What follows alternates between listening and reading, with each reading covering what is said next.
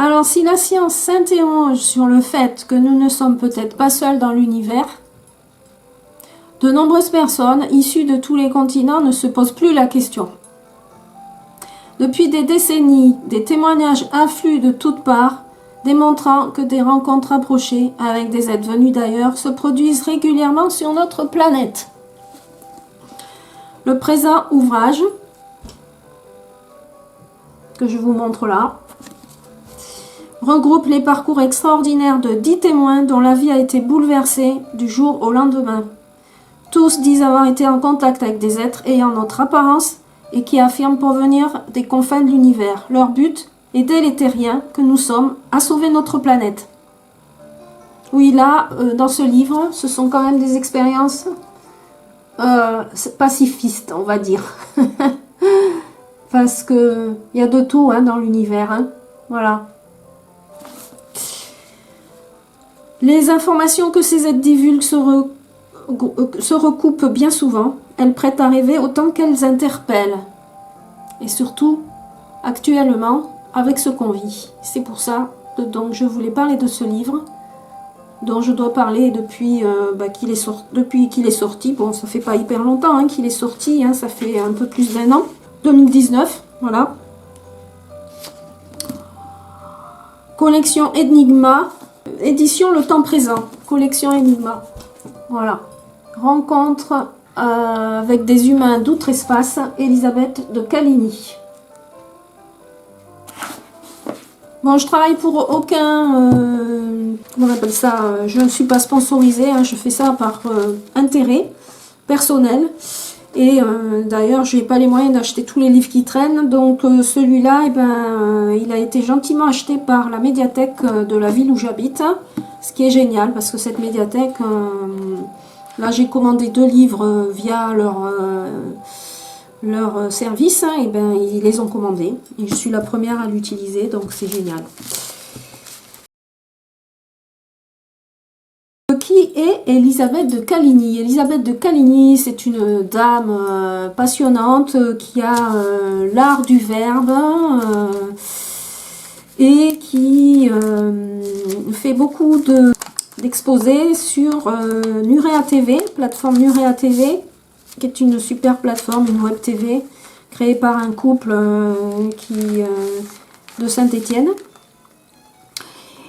Et Nurea TV maintenant qui s'occupe beaucoup de tout ce qui est phénomènes paranormaux, ufologie, histoire alternative, archéologie alternative, alchimie, phénomènes paranormaux, voyages ésotériques, et voilà. Donc ça devient une grosse plateforme. Il y a déjà maintenant plus de 100 000 abonnés.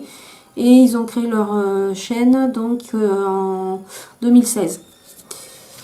Voilà, donc Elisabeth de Caligny, vous trouverez 4 magnifiques interviews qui durent quand même pas mal de temps, à peu près 1 heure chacun, sur Studio One, une chaîne de YouTube, entre 2019 et 2020. Donc ils l'ont interviewé et c'est donc son témoignage de vie. Qu'est-ce qui l'a amené à s'intéresser à ce domaine-là. Et donc, c'est un personnage très tonique, très encourageant, très humaniste. La devise de sa grand-mère, parce que c'était une enfant turbulente, elle a repris donc de sa grand-mère qui lui faisait copier des pages de punition. En lui faisant copier je sais que je sais tout mais je sais rien. Elle a un grand sens de la justice, elle a été avocate et donc ce sens de la justice très affirmé dès l'enfance avec son hyperactivité mentale ont fait que ça a donné l'intérêt aussi pour donc tous ces phénomènes de rencontres et d'abduction et contactés par les extraterrestres, des gens qui sont contactés donc par des stellaires qui viennent d'autres planètes et donc il y a pas mal d'histoires. Elle fait des recherches, elle voyage et elle nous fait des exposés magnifiques sur Il y a aussi des sujets moins ufologiques, comme les grands prodiges ou des saints, comme Aimé de Malestroit, Yvonne Aimé de Malestroit. Qu'est-ce qu'il y a? Le Padre Pio.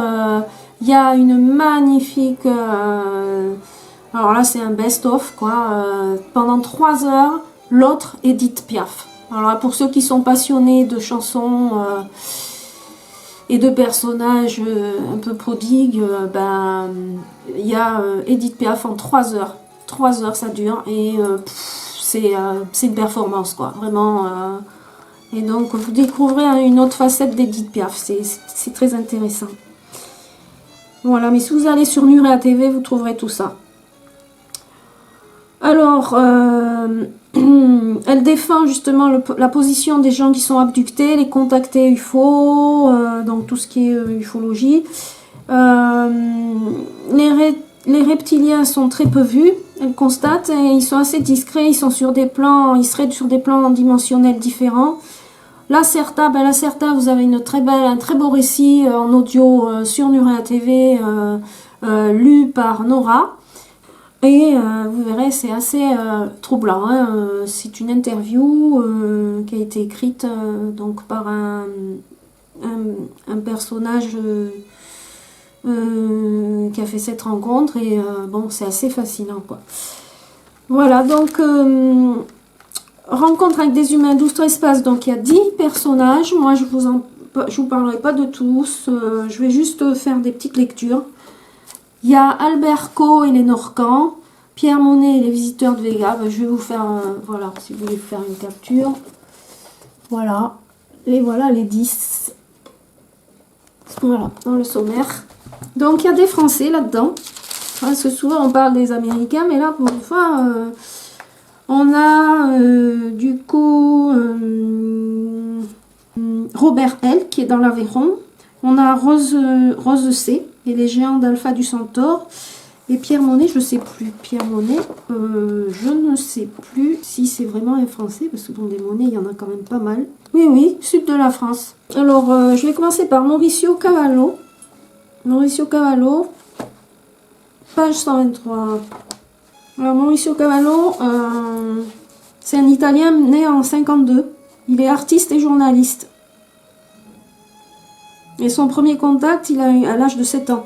Donc, ce livre, il nous apprend beaucoup de choses sur nous les terriens, qu'est-ce qui nous est arrivé depuis longtemps, toute l'histoire qu'on ne sait pas, qui nous a pas été transmise, et qui nous est transmise donc par petits bouts à chaque rencontre. Donc, page 134, à propos des croyances. Alors, les croyances, la sagesse des civilisations anciennes se sont perdues. Les terriens, en ne croyant plus à l'invisible, ont séparé la création de son créateur. Que ce faisant, ils ont ainsi séparé la lumière des ténèbres, ce qui a contribué à les rendre conflictuels. Et si la vie n'était qu'un rêve, une vision relative à notre être, limitée par nos perceptions sensorielles? Si en réalité tout n'était qu'illusion, intarissable? Donc ça, c'est une voix qui lui parle. La voix va continuer de laisser couler le flot de ses enseignements et non des moindres. À l'origine, alors voilà, on y arrive, l'homme était dans la conscience intuitive de l'invisible. Il n'y avait pas de conscience du moi ni de l'individualité. Le paradis était un état d'être et non un lieu. Le chaos arriva quand l'homme prit conscience de lui-même en expérimentant la dimension plus dense de la matière. Il s'achemina sur le sentier de l'illusion et créa la mort. C'est alors que les Elohim, seigneurs de l'univers, intervinrent et opérèrent des modifications génétiques. Ils donnèrent à l'homme l'intelligence et le libre arbitre. L'humanité actuelle possède les gènes de 4 races galactiques. L'humanité a évolué en déformant les mémoires d'origine et en développant de fausses légendes et croyances, des obsessions religieuses. L'homme en arriva à la domination de ses semblables que l'on inventa au final et l'on inventa au final la légende du maléfique serpent qui fit tomber l'homme du paradis. Les humains traînent toujours aujourd'hui le poids du péché originel, qui n'est que l'invention des prêtres rusés qui réduisent leurs semblables en esclavage en altérant leurs connaissances archaïques. On ne peut être plus clair, n'est-ce pas? Donc là, en fait, c'est sous forme de voix. Donc il fait des voyages astro, hein. Donc il a une voix qui lui parle en plus de ses rencontres. Voilà. Bon. Après, par exemple, ils acquièrent, donc ces gens-là, des capacités ultrasensorielles où ils traversent quand même des expériences physiques qui sont pas terribles, quelquefois. Par exemple, page 136-137, au bord de la folie. Et donc les jours passent et puis pour Maurizio Cavallo, la situation ne s'arrange pas. Pendant le mois de janvier 1982, il est tellement épuisé qu'il a de plus en plus mal à se concentrer sur son travail. Donc, et il ne peut pas se confier. De plus en plus souvent, il a la sensation que le temps est ralenti. Et cela ne se limite pas à cela, puisque désormais des images l'assaillent de manière incessante. Il y a aussi ces visions qui le projettent le plus souvent dans les espaces les plus sombres de l'univers, où il aperçoit des galaxies flamboyantes, d'autres qui s'effondrent, des planètes aux paysages dévastés, parfois arides et balayés par les vents brûlants. Parfois aussi, il a des visions de ruines, d'antiques temples et autres vestiges archaïques perdus dans d'autres temps. Il lui arrive aussi de se retrouver à déambuler dans des endroits inconnus, à moins que ce ne soit dans des rues étroites et désertes. Il se perd toujours davantage dans le temps, avec ces fragments d'époques diverses qui se succèdent sur l'écran de son esprit et lui font revivre des événements lointains et oubliés depuis belle lurette. Des signes, des symboles, des hiéroglyphes se mettent aussi parfois à défiler à tout va et à une vitesse vertigineuse. Il perçoit des voix et des murmures. Il va aussi revivre un matin un étrange événement qu'il avait oublié, survenu lorsqu'il avait 7 ans. Pris de malaise, il s'était un jour évanoui dans la rue. Il était alors resté près de 3 heures plongé dans une sorte de coma inexplicable. Sa famille, qui n'y avait rien compris, avait mis cela sur le compte d'un coup de chaleur. Alors le passé et le présent se chevauchent désormais en permanence et il a le sentiment de sombrer peu à peu dans la folie. Voilà. Bon, c'est... voilà.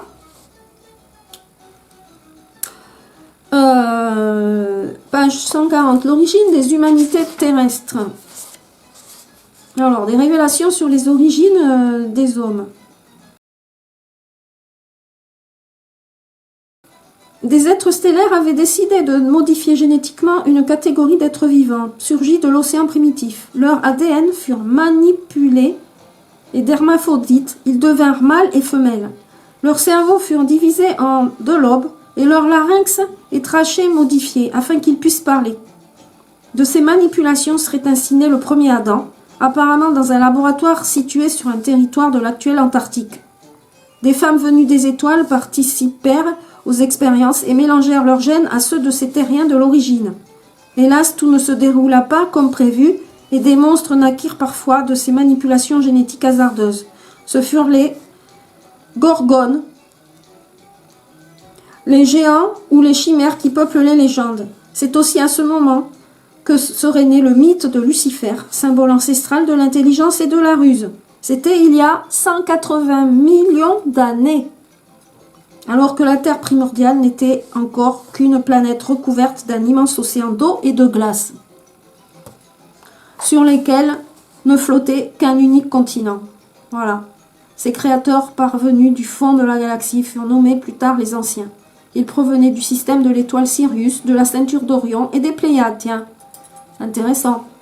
Certains Amérindiens du Nord, tels les Hopis ou les Zuni, les ont représentés avec des êtres en forme d'étoiles sur leurs peintures ou leurs sculptures que l'on appelle les Kashinas.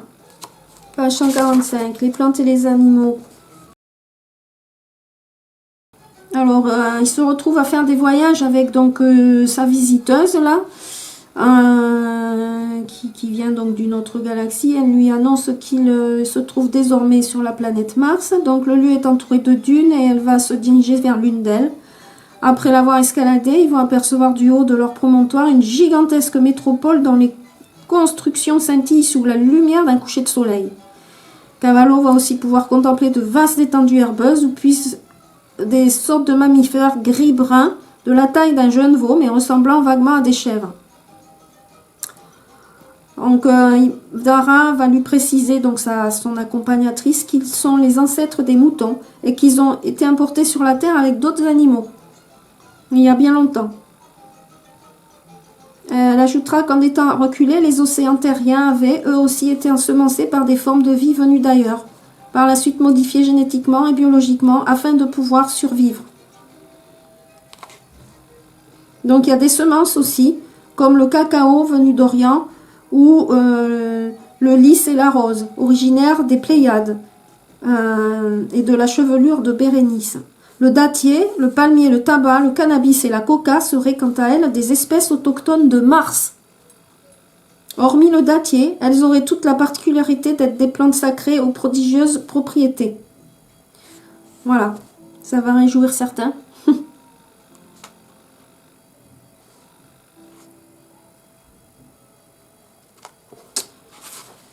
Donc certains peuples premiers ont évidemment des connaissances sur ces plantes.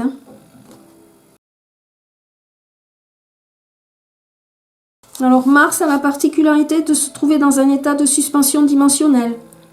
Que pour comprendre ce que cela signifie, il faut imaginer deux sphères dont l'une est placée à l'intérieur de l'autre, la sphère intérieure étant celle du passé, qui dévoile les séquelles du drame planétaire qui effaça il y a des lustres toute forme de vie de sa surface et assécha ses océans.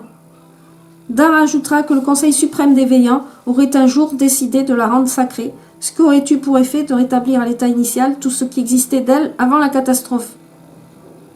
Alors ce que les terriens observent aujourd'hui de Mars ne serait rien d'autre que les données de la sphère de son passé. Voilà, donc c'est intéressant. Le présent, le passé et le futur coexisteraient.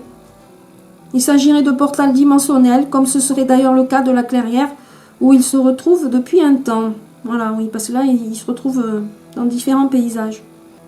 Alors, l'aspect des Martiens.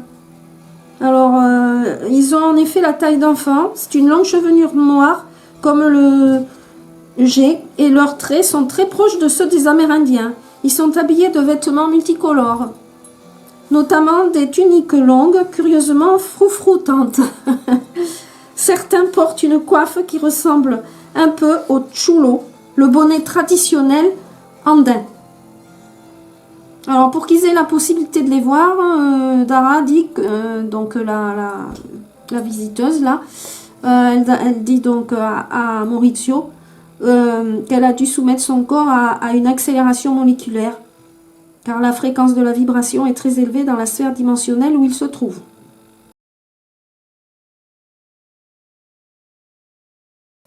Alors Jupiter, après ils vont aller sur Jupiter. Donc la surface de Jupiter est recouverte d'une épaisse forêt, haute et sombre comme le serait une forêt primaire. Très humide, elle baigne dans d'étranges brouillards jaunes. Un peu partout, des geysers crachent des jets de vapeur çà et là, des volcans déversent des torrents de lave incandescente. Jupiter s'apprête à accueillir une nouvelle humanité. Donc, à l'en croire, les terriens qui n'auront pas réussi à accéder à une conscience supérieure se réincarneront ici. L'humain doit ainsi expérimenter la vie dans des mondes différents, d'un bout à l'autre de l'univers, jusqu'à ce qu'il parvienne au stade de conscience de ce qu'elle qualifiera un primordial ou d'architecte sans nom. L'ADN humain, page 155-56.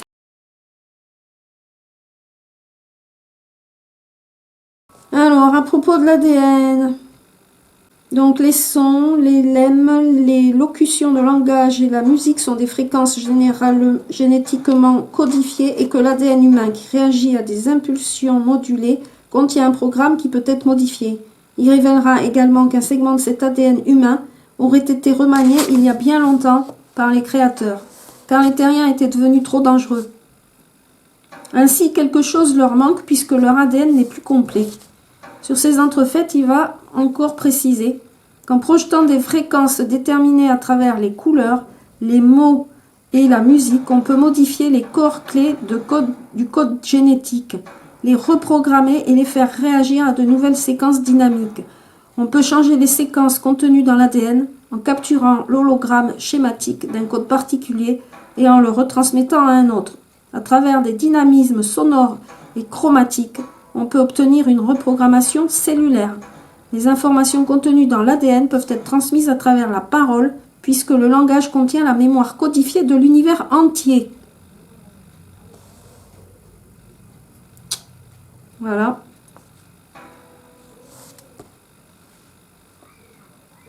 Dans les 90% de l'ADN qu'actuellement la science terrienne considère comme inutile, résident les cartes de la création, de même que les réseaux multidimensionnels à travers lesquels le cosmos interagit. Il prédira ainsi que dans un temps rapproché, les terriens se prendront eux-mêmes pour des créateurs et que ce sera une bien mauvaise idée, puisque leurs manipulations génétiques hasardeuses produiront tôt ou tard d'aberrantes monstruosités. Celles-ci provoqueront des effets collatéraux qu'il qualifiera de criminels, lesquels seront bien difficiles à prévoir et surtout impossibles à maîtriser. Et pour ces différentes raisons, les Clariens espèrent bien que les Terriens agiront de manière plus responsable et qu'ils se tourneront rapidement vers une connaissance supérieure afin d'éviter les catastrophes. Ouais. Alors, moi je vais passer à Robert L. Robert L, donc c'est un Aveyronais. Donc, fin des années 60, du coup, il a été contacté dans sa campagne de l'Aveyron. Il se met à faire du yoga. On lui a téléchargé des informations par télépathie, on va dire, pour qu'il se mette à faire du yoga et qu'il se mette dans des états de modifiés de conscience. C'est un truc de dingue, son histoire. Et il rencontre des scientifiques d'une galaxie proche de la Voie lactée. Et ils ont 20 000 ans de plus d'avancée que nous. Et ils lui apprennent donc le yoga. En 1969, il voyage sur une base. Alors, son récit, son expérience est écrit dans un livre qui s'appelle OVNI en France par Georges Metz, qui est enquêteur du fameux magazine LDLN, Lumière dans la nuit, qui est un super magazine sur l'ufologie. Mais ça ne sera pas diffusé avant 2005, alors que les expériences datent de la fin des années 60, les expériences de Robert L. Voilà, donc, alors il voyage sur une base qui semblerait être une base qui est située dans le Tibet. Il y a pas mal de trucs dans le Tibet, hein, dans les montagnes de l'Himalaya, là-bas. Donc il se retrouve avec ces visiteurs-là, qui lui demandent s'il ne veut pas donner un peu de ses gènes, parce qu'ils doivent peupler une autre planète. Donc, il lui prélève des gènes. Donc, il rencontre une charmante biologiste qui va s'occuper de lui. Elle lui expliquera qu'elle et les siens travaillent à peupler une jeune planète de leur galaxie, que c'est la raison pour laquelle ils ont besoin d'humains avec des qualités spécifiques, tant au niveau de leur groupe sanguin qu'au niveau cellulaire. Donc, elle lui demande son accord. Lui dit oui, de toute façon il a 21 ans, il est tout jeune, il n'a rien à faire dans sa cambrousse, il s'emmerde un peu, il se dit bah pourquoi pas, il n'a pas de copine, bon voilà. Hein. Alors elle va lui expliquer que sa tâche consistera simplement à s'allonger sur une table et que pour ce qui est du reste, elle se chargera de prélever manuellement ce dont elle a besoin. Pour ce qui est du détail de l'opération, je ne vous ferai pas un dessin. Et ce sera aussitôt dit, aussitôt fait, car dès le lendemain, la belle stellaire se présentera dans son espace de vie, une éprouvette en verre à la main. Et notre heureux homme aura droit à ce traitement de faveur, si j'ose dire, un jour sur deux durant tout son séjour. Le souci est que parfois, ça bloque un peu et qu'il n'est pas bien disposé. Alors très compréhensive, la biologiste, entre guillemets, se dénudera pour lui faciliter la tâche. C'est ainsi qu'il aura tout loisir d'observer son corps, de forme et de proportions parfaites. Il se révèle identique à celui des femmes de la Terre. Le jeune homme constatera aussi qu'il est doté d'un nombril, ce qui permet de supposer que cette race de stellaire se reproduit comme les humains terriens. Un jour qu'il sera un peu lassé de la chose, il lui demandera si pour une fois il pourrait avoir un rapport sexuel normal avec elle. Très désapprobatrice, elle s'y refusera catégoriquement et lui répliquera sèchement que ce qu'elle fait avec lui relève d'une mission importante de peuplement d'une planète par une nouvelle race humaine et qu'elle n'est donc pas là pour une partie de plaisir. Voilà, les choses auront au moins le mérite d'être claires et il s'abstiendra à l'avenir de toute récidive. Alors, la gouvernance de leur planète. Alors, comment ces gens-là gouvernent leur planète? Petit détail. Alors, il y a un unique gouvernement planétaire et un seul dirigeant choisi pour ses compétences pour la gouverner. Il aurait le souci du plus petit comme du plus grand, sans distinction de personne. Leur gouvernement planétaire serait lui-même contrôlé par des groupes de sages, entre guillemets, appelés les sondeurs d'âme. Ces entités sillonneraient leur système solaire.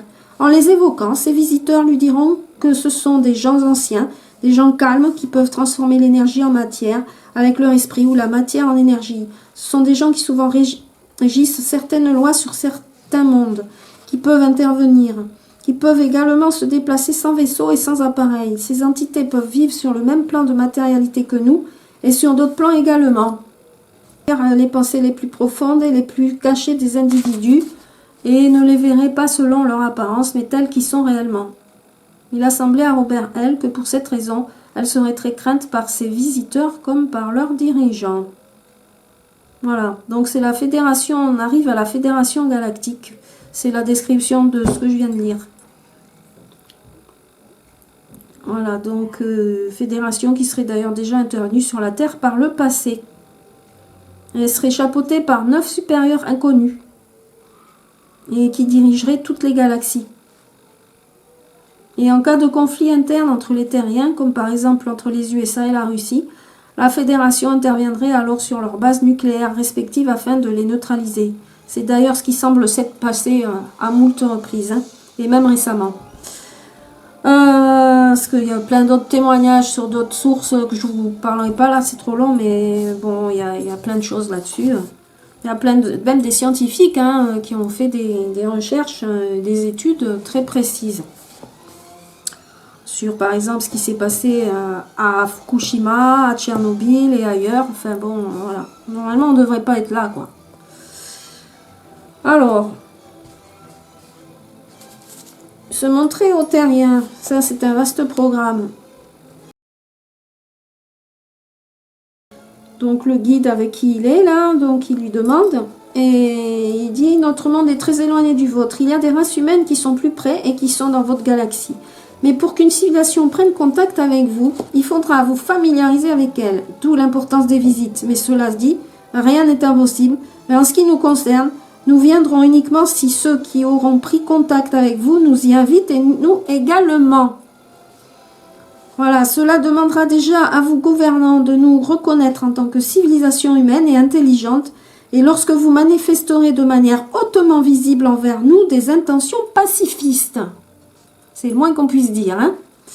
Ce n'est pas le cas aujourd'hui à cause de votre passion idiote de vous croire les seuls, les plus savants et les plus forts de l'univers. Les univers ne vous appartiennent pas.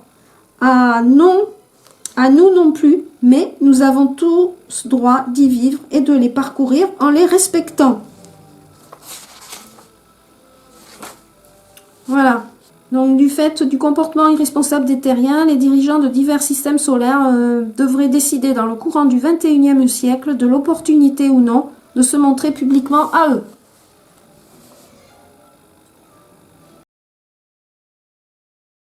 Donc, ce qu'ils pensent de nous. Alors, les gouvernants terriens sont pour l'essentiel composés d'arrivistes qui n'ont soif que de pouvoir et d'argent et ne pensent qu'à leur intérêt propre et à ceux de leur groupe, outre le fait qu'ils sont notoirement incompétents. Le système soi-disant démocratique qu'ils ont mis en place consiste en fait en une forme de dualité, où ces arrivistes passent leur temps à se critiquer mutuellement. C'est ça, hein? En réalité, ils ne tiennent aucunement compte des intérêts des masses d'individus qu'ils asservissent, si bien que les terriens sont tenus en esclavage par eux. Elle dira encore que leur système a fait long feu et devra être abandonné au profit d'une unité mondiale de construction et d'évolution positive pour le bien des humains. Elle ne sera pas la seule à lui tenir ce discours, car le guide, comme la biologiste, lui tiendra exactement les mêmes propos à diverses occasions. La biologiste lui ajoutera, quant à elle, que les dirigeants terriens sont des malades mentaux, arrivistes, avides de conquête, et que les terriens eux-mêmes sont des fous. En tout cas, tous lui diront que les dirigeants de notre planète devraient s'attacher en priorité à apporter le minimum à tous en leur assurant un toit, de la nourriture, des vêtements et de l'énergie, plutôt que de penser qu'à leur intérêt personnel. Par rapport aux terriens toujours, donc selon leurs possibilités, Ils devraient apporter à la communauté leur savoir, leur capacité, leur travail pour la construction d'un monde meilleur, car chaque personne intelligente a le droit d'aider celle qui l'est moins. Au lieu de cela, ils passent leur temps à critiquer et à juger sans avoir analysé objectivement au préalable les tenants et aboutissants des sujets qu'ils abordent. En ce moment, on est là en plein là-dedans, n'est-ce pas? Moi, la première. À ce moment, le guide soulignera que celui qui veut apprendre quelque chose à son voisin doit maîtriser parfaitement son sujet, avec ses avantages et ses inconvénients, afin de ne pas l'induire en erreur. Chacun se doit aussi au cours de sa vie d'acquérir une expérience dans divers domaines de compétences et devenir aussi qualifié qu'un professionnel. Voilà, donc aider le plus faible, le moins futé, celui qui est à la traîne. C'est de cette manière que cela se passe chez eux. Et c'est à cette condition qu'une civilisation peut évoluer rapidement.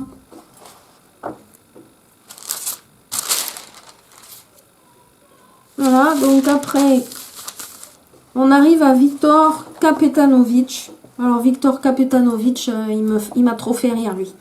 C'est le plus sceptique des sceptiques, des contactés. Jusqu'au bout de son histoire, mais il sera persuadé que ce sont des espions qui développent des technologies avec l'armée, que ce sont des services secrets, même si devant lui il voit des choses qui sont complètement incroyables. Non, non, il n'y a rien à faire, il revient toujours à son idée, et à la fin, mais vraiment à l'extrême fin de son histoire, il aura quand même écrit mais sur tout ce qui lui est arrivé, mais il sera vraiment resté très sceptique. Alors, les capacités d'intégration et de désintégration. Alors, donc il rencontre des gens qui s'appellent les Apouniens.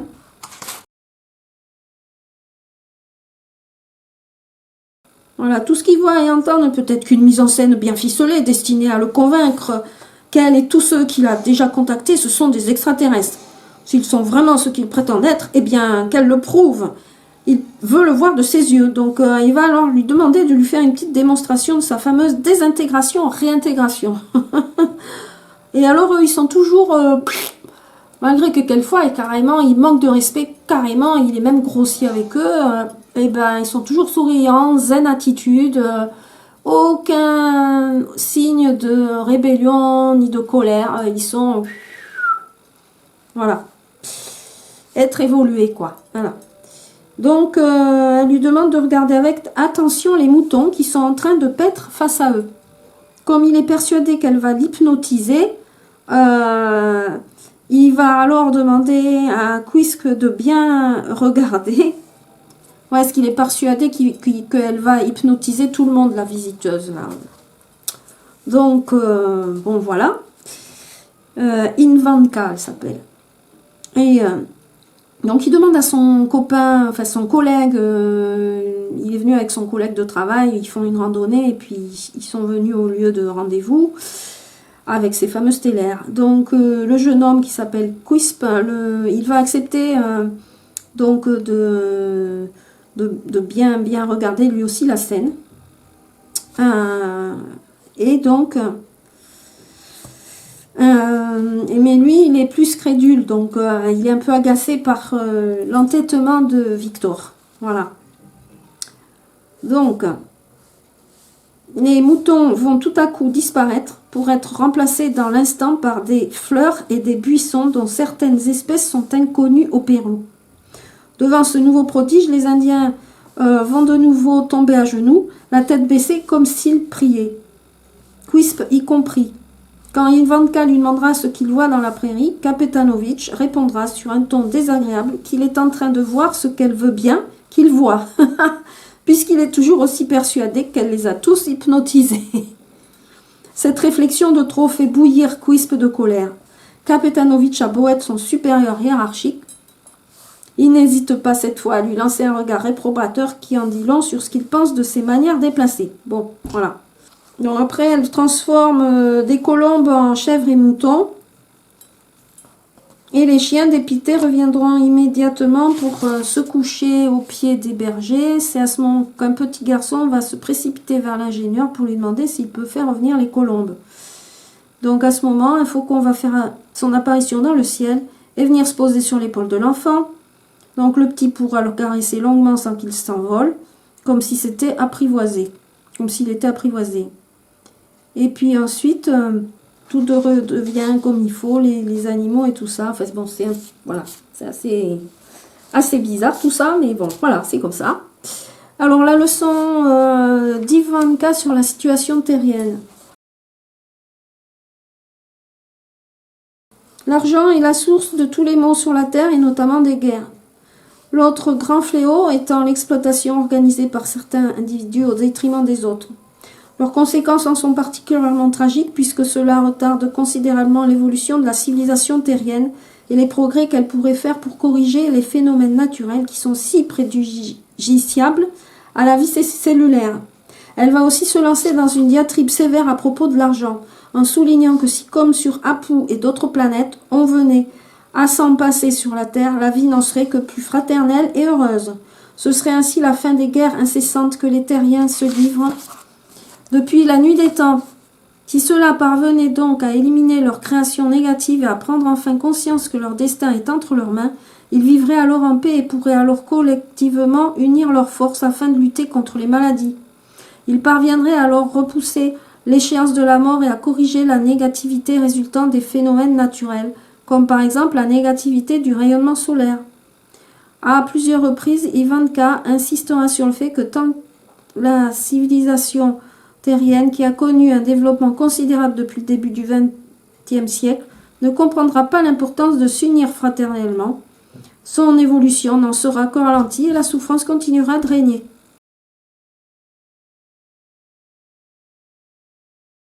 Alors après, la construction en bloc des pierres dégravitées. Ah ouais.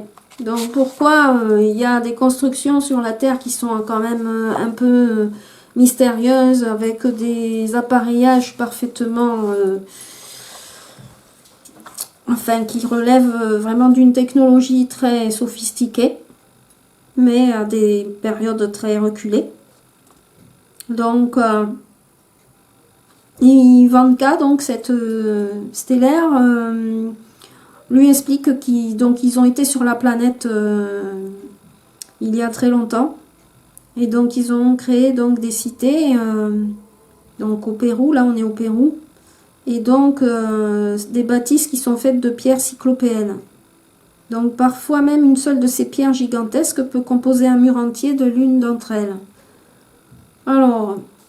Ivanka répond qu'en fait les Apuniens de cette époque avaient développé des facultés psychiques phénoménales et que parmi celles-là figurait la capacité de vaincre la gravité.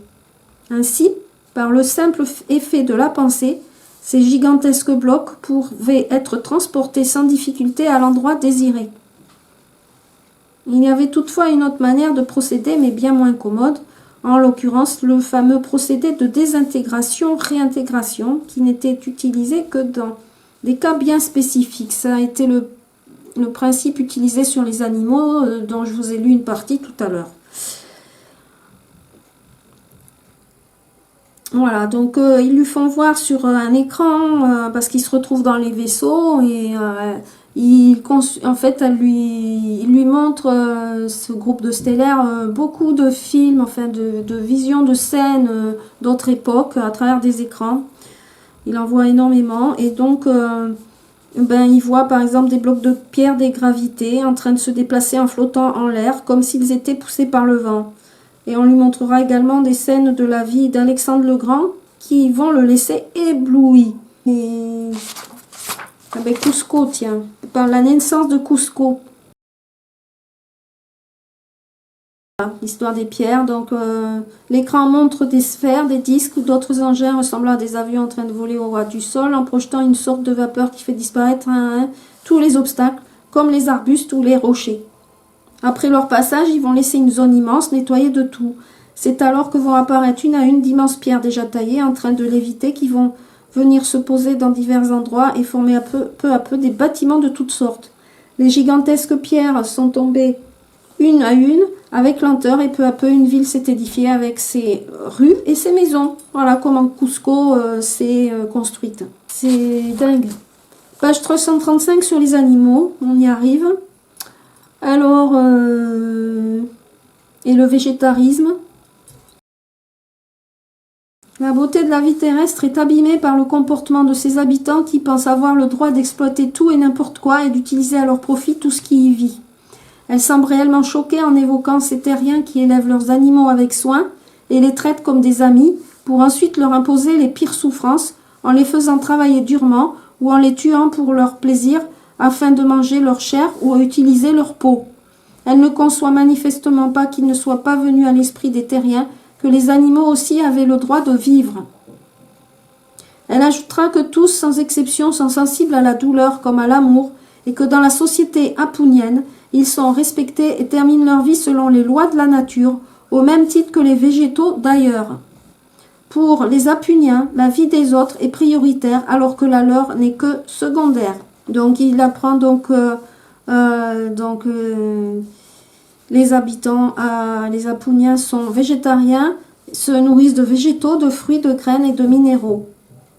Une alimentation carnée additionnée à la toxicité des rayons solaires agirait sur les comportements, conduisant ainsi à l'égoïsme, à l'agressivité et surtout à la maladie, puisqu'elle aurait pour effet de déstabiliser et d'affecter les cellules des organismes. Voilà, donc du coup, il ramène du village un bonnet en peau de lapin, et pour montrer justement, il ramène des objets issus d'activités négatives, afin de les montrer aux habitants d'autres planètes, qu'ils aident également à surmonter leur négativité et qui ont souvent le même profil que les terriens.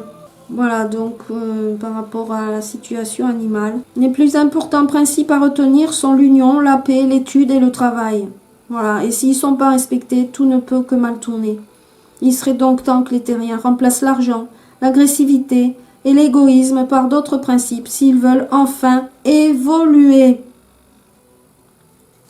Voilà, ben je vais arrêter là. Je voulais vous parler de aussi, comment s'appelle-t-elle, Rose C. Rose C et les géants d'Alpha du Centaure, mais vous l'avez en vidéo et c'est vraiment très fidèle au livre. Et vous aurez donc la magnifique voix de Elisabeth de Caligny, qui est une super conteuse. Donc, il y a des histoires dans le livre qui sont en vidéo sur Nurea TV.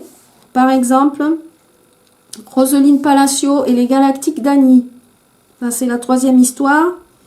Vous avez Robert L. et les Visiteurs Intergalactiques que vous trouvez sur Nurea TV. Vous avez Billy Meyer et les Pléiadiens. Alors ça aussi, c'est du lourd. Ça, c'est une sacrée histoire, Billy Meyer. Puis il y a beaucoup de photos. Alors là, c'est exceptionnel. C'est un monsieur qui a pu prendre des photos, ce qui n'est pas toujours facile. Parce qu'il y a des parasitages électromagnétiques et du coup les appareils photo, ils prennent pas les photos parce que ça passe pas quoi, au niveau technologique. Mais là, lui, il a réussi à prendre il y avait beaucoup de dossiers là-dessus. Ludwig Palman et les aides d'Itibira, ça c'est magnifique. Là aussi, il y a un témoignage sur le végétarisme qui est génial. Et comment on use nos capacités en mangeant les animaux quoi. C'est vraiment un truc hein, au niveau énergie. Voilà, et puis Rose C et les géants d'Alpha du Centaure, voilà. Alors ça, il y a 4 histoires déjà qui sont en vidéo, que vous pourrez très bien écouter. Voilà, si vous voulez avoir une petite idée de ce livre, et il est très agréable à lire parce qu'elle a un style presque parlé en écrit. Donc c'est très vivant comme c'est écrit, et bon, enfin voilà, je sais pas combien de temps dure la vidéo, peut-être il faudra que j'écourte. Eh bien, bonne lecture si vous décidez de prendre ce livre. C'est un très bon compagnon. Si vous voulez vous aérer un peu la tête, pensez à autre chose. C'est très intéressant et plutôt optimiste. Voilà. Au revoir. À très bientôt. À une autre fois. Bye bye.